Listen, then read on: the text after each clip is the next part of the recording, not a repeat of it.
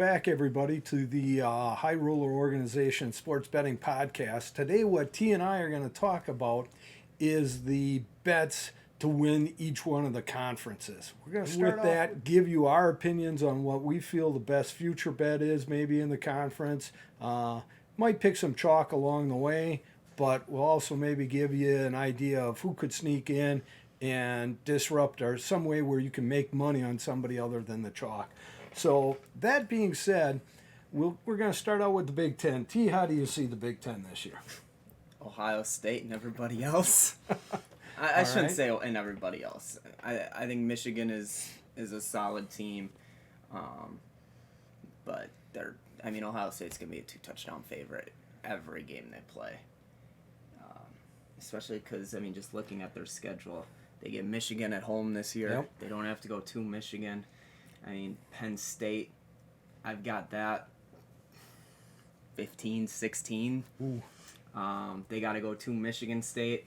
I've got that about 14, 15. So just looking at it, Ohio State is good. Ohio State, there's a reason why they are the largest favorite of any of the conference favorites out there. At the minus 300 is what I have on the docket. And once again, when we give you these numbers, don't be afraid to shop. Look around, see if you can find a better number. Especially futures. We might have a better number than you can find. If you've got a better number than we can find, good for you. That might be a bet.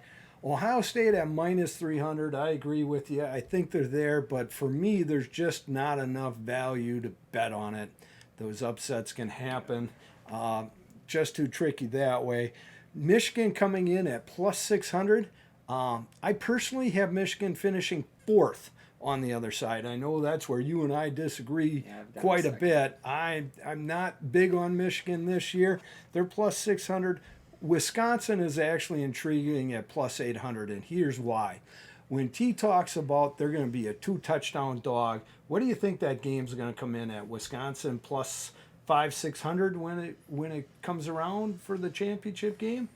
You think it'll be over plus 800? I just don't think so. Well, after Wisconsin gets absolutely destroyed at Ohio State on September 24th, that line is... That could happen. Yeah.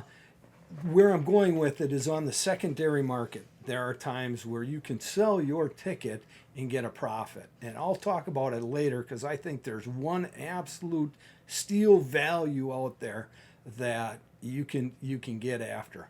Wisconsin, the reason why I like Wisconsin or even Iowa comes in at plus 1,800. And I like Minnesota on the other side as well. I think it's going to come down to Wisconsin, Minnesota, and Iowa. On the west side, you can pick up Minnesota at plus 2,000 right now. And if they go into the Big Ten championship, I don't think there'll be a plus 2,000 underdog against them. So you can sell that ticket before the game and make a profit. That's where I'm going with it right there. And I think those are the type of professional betting opportunities that you want to take a look at when you're talking futures. It's not always just predicting who's going to win, but who's going to be against them, what are your odds going to be at that time, and then where you can make money. And with the Big Ten, the East champion plays the West champion. So there's no way a Wisconsin has to go through both Michigan and Michigan State and Penn State and Ohio State. They just got a one-game shot against Ohio State when it gets that far. But I'm with T. I think Ohio State, I've got them as one of 3 teams that I predict to be undefeated going into the championship games. And I hate to admit it, being a Wisconsin alum, but Ohio State is just that good. They are just that good. I think they'll be just that powerful this year. Mm-hmm. I look for them to run the table. So anybody else you kind of like their team? Ohio State's win total at 11 is intriguing because with 12 games, like I said, I've got them favored by 2 touchdowns every single game. So by having it at 11, you have that cushion to where they can drop kick one and you can still push and get your money back. Yeah. In the West, I have Nebraska as the best team in the West. Nebraska, Iowa, Wisconsin are all within about a half point on a neutral site, so it's not anything crazy. Yeah, You can have But- Nebraska. We may have a side bet on Nebraska. That may be a roadie bet on Nebraska. But I mean, and getting back to Michigan, I mean, you look at their schedule. I mean, they got Penn State at home. They get Michigan State at home. They do go to Ohio State in the last game of the year. It would not surprise me at all if Michigan and Ohio State are both undefeated going into the final That right could around be. Thanksgiving. I personally have Michigan winning 10 games. It sounds like I'm really down on Michigan. I'm not. I'm not that far down on them. I just think Penn State, with what they've got coming back, and Ohio State just being dominant, I think Penn State goes on the road and beats Michigan, and I think. And I mean, that's, We'll see.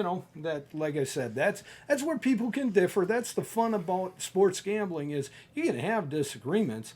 It's going to be proven out on the field. So, and adjustments are made, injuries come up. I mean, if C.J. Stroud isn't the quarterback heading into some of these ball games, you got to kind of take a look at that. I mean, I got Michigan as a 10-point favorite Yeah. at home against Penn State, and that's if it's not a specialty game, and in which it'd be even more. Yeah, and Because Penn State, I think they do bring Clifford back.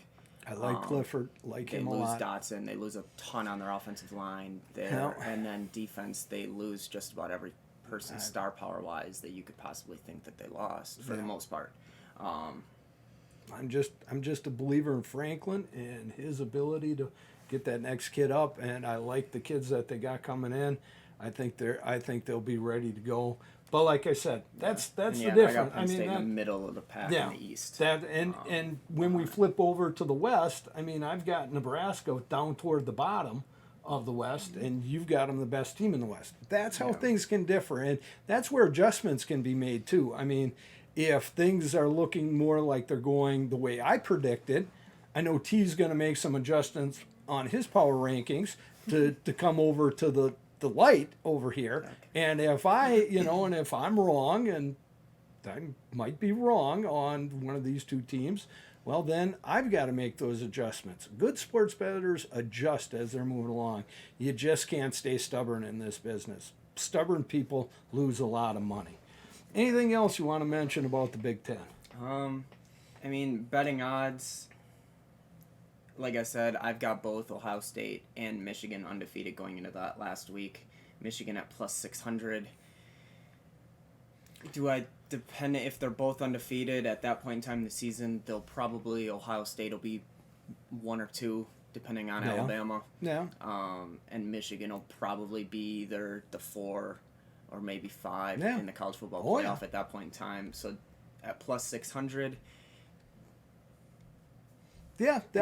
I don't know. I'd have to take a deeper look into what Yeah. I think that line at that point in time would Yep. be to see if See if Michigan there's value. plus 600 is going to be better than what I can get. I probably won't touch that. Yeah. But Ohio State's just Yeah. they're just the I best agree. team in the Big Ten, Yeah. and I don't see anybody beating them. No, I agree. I agree 100%. Look for Ohio State. If you get anything off this podcast, look for Ohio State to win the Big Ten. Yeah, maybe. I mean, you can take a look at their over at 11. Yeah. Because they do play 12 games this year. Yeah, and I agree. I personally have Michigan coming in winning 10 games. I like Penn State's over win totals because I've got them coming in at 11. I think the only game they're going to lose is to Ohio State. Wisconsin, I also like. I like at 10. And don't be afraid to look up Minnesota. I've got Minnesota coming in at 9 wins in the Big Ten.